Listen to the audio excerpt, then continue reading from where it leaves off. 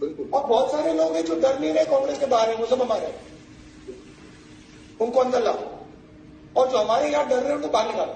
चलो भैया जाओ, आरएसएस के हो जाओ, भागो, मजे लो, नहीं चाहिए, जरूरत नहीं है तुम्हारी, हमें निडर लोग चाहिए, ये हमारी आइडियोलॉजी है, ये मेरा बेसिक मैसेज है।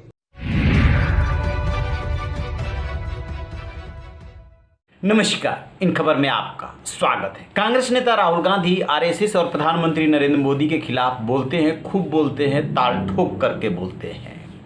आज वो रूबरू हुए अपने सोशल मीडिया यूनिट के कार्यकर्ताओं से और उसमें उन्होंने कह दिया कि कांग्रेस में आरएसएस आइडियोलॉजी की कोई जगह नहीं है, जिसको जो भी इस मानसिकता का हो वो छोड़ करके कांग्रेस चले जाए, नहीं तो उसको निकाल दिया जाएगा और जो निडर लोग हैं उनको अंदर लाया जाए। अब ये उनका जो बयान है या जो कार्यकर्ताओं का संबोधन है वो खूब वायरल हो रहा है, मीडिया में हाइप लिए हुए है। सबसे बड़ा सवाल ये उठ रहा है कि आखिरकार राहुल गांधी ने किसको इशारा करके बोला। लेकिन इससे पहले कि इस पे बात किया जाए, सबसे पहले वो वीडियो में सुनिए कि राहुल गांधी क्या कह रहे हैं। बिल्कुल। और बहुत सारे लोग हैं जो डर नहीं रहे कांग्रेस के बारे में, वो सब हमारे, उनको अंदर लाओ, और जो हमारे यहाँ डर रहे हैं उनको बाहर निकालो। चलो भैया जाओ, आरएसएस के हो जाओ, भागो, मजे लो, नहीं चाहिए, जरूरत नहीं है तुम्हारी, हमें निडर लोग चाहिए, ये हमारी आइडियोलॉजी है, ये मेरा बेसिक मैसेज है। तो जैसा कि आपने सुना, साफ साफ बोल रहे हैं। अब सबसे पहले बात कर लेते हैं ज्योतिरादित्य सिंधिया और जितिन प्रसाद के। अभी हाल में ये दो नेता छोड़ करके गए हैं। ज्योतिरादित्य तो पिछले साल ही चले गए थे और मध्य प्रदेश सरकार गिरा दी थी, उसके इनाम स्वरूप अब वो मोदी सरकार में कैबिनेट मंत्री बन गए हैं। जितिन प्रसाद अभी हाल में शामिल हुए हैं, उनके पास पश्चिम बंगाल का प्रभार था। वो भी इशारे में हो सकते हैं। कहा यह जा रहा है कि उन्होंने ज्योतिरादित्य की तरफ तो साफ इशारा किया, नाम लिया, लेकिन जितिन प्रसाद का नाम नहीं लिया। इस वीडियो में तो वो नाम नहीं ले रहे हैं, लेकिन एकदम साफ इशारा था। लेकिन अब तो वो चले गए हैं। बात अब किसकी हो रही है और किसको अंदर से बाहर करने की बात कर रहे हैं वो, और किसको बाहर से अंदर लाने की बात कर रहे हैं। तो यदि एक साल पहले के घटनाक्रम पे आप गौर करेंगे, जब पिछले साल इन्हीं दिनों अगस्त में G23 ने सोनिया गांधी को चिट्ठी लिखी थी, जिसमें संगठन में व्यापक स्तर पर फेरबदल की बात की थी। अध्यक्ष से लेकर के और निचले लेवल तक चुनाव कराने की मांग की थी। उसमें कौन कौन थे?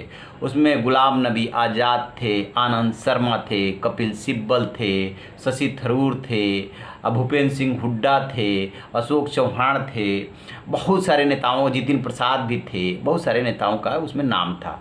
तो कहा यह गया कि जो जिनकी चिट्ठी पे सिग्नेचर है 23 नेताओं का, उससे इतर भी अभी बहुत सारे नेता हैं। इसके बाद एक घटनाक्रम ये हुआ था कि कांग्रेस कार्य समिति की बैठक में राहुल गांधी ने जो इशारा किया था कि जो भी ये चिट्ठी लिख रहे हैं या जो इस तरीके का बर्ताव कर रहे हैं, उनके बीजेपी से साठ-गांठ है। इसके बाद कपिल सिब्बल ने एक ट्वीट किया था और ट्वीट किया था कि 30 साल तक या इतने लंबे समय तक ये कांग्रेस के लिए संघर्ष करने का ये नतीजा है कि मतलब हम लोग के ऊपर ये आरोप लगाए जा रहे हैं, हमने बीजेपी के समर्थन में कभी बयान नहीं दिया, कोई साठ-गांठ नहीं है। तो राहुल गांधी ने कहते हैं कि कपिल सिब्बल से बात की थी और फिर कपिल सिब्बल ने जो है वो ट्वीट को वापस ले लिया था कि हम पे इस तरह के आरोप लगाए जा रहे हैं। ये गुलाम नबी आज़ाद ने भी कहा कि नहीं, ऐसी बात नहीं होती, लेकिन बात घुमा फिरा के ऐसी हुई थी। इन नेताओं पे ये आरोप लगे थे कि बीजेपी से साठ-गांठ है या बीजेपी के इशारे पे ऐसा किया जा रहा है। उस पूरे घटनाक्रम को, चिट्ठीबाजी को 1 साल होने को है, लेकिन कांग्रेस में बदलाव की बात यदि आप देखेंगे और सोचेंगे तो ढाक के 3 पद कुछ नहीं। आज जितने राज्यों में ये सत्ता में है, सब जगह पे कलह है, चाहे पंजाब हो, चाहे राजस्थान हो, चाहे छत्तीसगढ़ हो। और यदि बात करें महाराष्ट्र और झारखंड की, तो वहाँ पे भी जो है कलह है, यहाँ पे ये गठबंधन में है।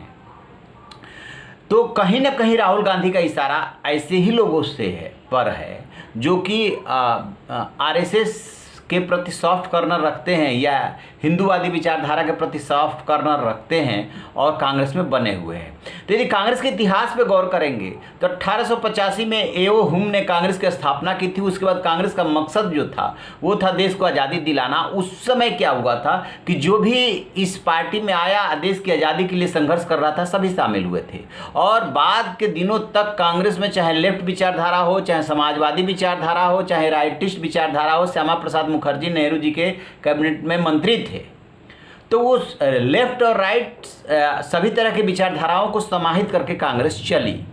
अब राहुल गांधी कह रहे हैं कि नहीं नहीं नहीं नहीं, हमें इस विचारधारा वालों की जरूरत नहीं है, इनको बाहर निकाल के फेंको, हटाओ इनको।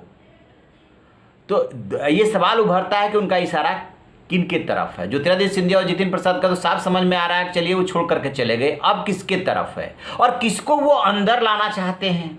क्योंकि अभी कुछ दिनों पहले प्रशांत किशोर उनसे मिले थे और प्रशांत किशोर की मुलाकात के बाद ये चर्चा चल निकली थी कि वो कांग्रेस ज्वाइन करेंगे। अब इस बात में कितना दम है, दो व्यक्तियों के बीच की बातचीत है। प्रशांत किशोर क्यों तो कांग्रेस ज्वाइन करने लगे और क्यों कांग्रेस उनको लेने में बहुत ज़्यादा इंटरेस्ट ले सिवाय की रणनीति बनाने के कोई जनाधार वाले अभिनेता तो कह भी नहीं सकते। जनता दल में उपाध्यक्ष थे तो वैसी तो शख्सियत है नहीं।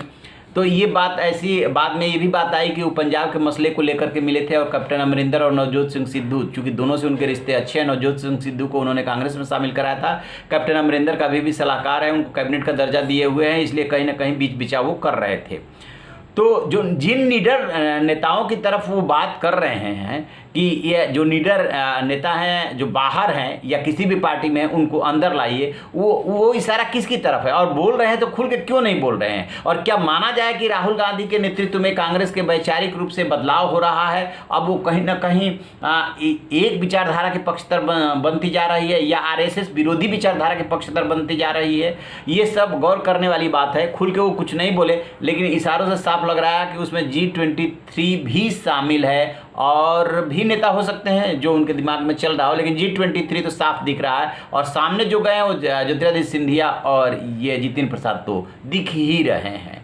तो इसमें हमारी नज़र रहेगी कि क्या ये मामला टर्न लेता है। जैसे कोई अपडेट मिलेगा आपसे साझा करेंगे। आप रहिए बेखबर, देखते रहिए इन खबर। Thank you.